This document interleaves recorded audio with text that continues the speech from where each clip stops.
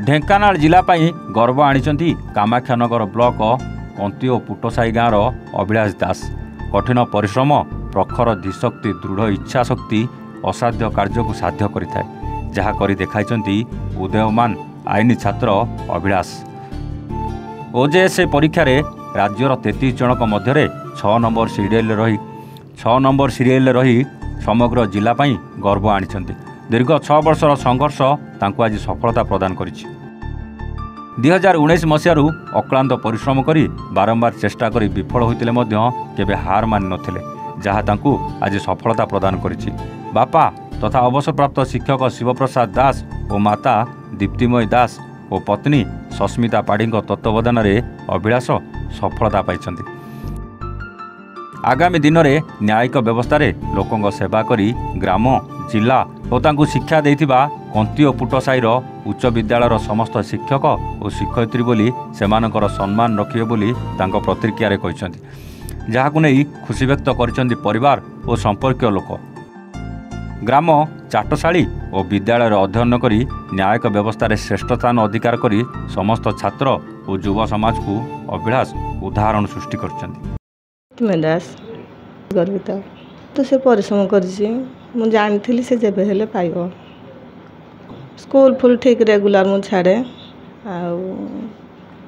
ये से बहुत पढ़ापढ़ी घरे घरे रहीकि मु भाभी से जब ना जब पाइब हाँ ट्यूशन फ्यूशन जाकरी 10-12 घंटा से परिश्रम करे। मो परिचय हो शिवप्रसाद दास अवसरप्राप्त शिक्षक कंती पुटसाई तार निष्ठा अध्यवसाय परिश्रम फल से पाई सहित ईश्वर आशीर्वाद रही निजर गभीर निष्ठा और अध्यवसाय फल से लाभ कर। सस्मिता पाढ़ी कंती पुटसाई हाँ बहुत गर्वित ढेंकानाल भी आमे भी समस्ते तांकर सक्सेस को लेकिन गर्वित प्राउड फील करूँ। बहुत परिश्रम करते 10-12 घंटा पढ़ती लाइब्रेरी पढ़ती घरे आसिकी भी पढ़ती परिश्रम फल से पाई आज 6ठ स्थान रहीकि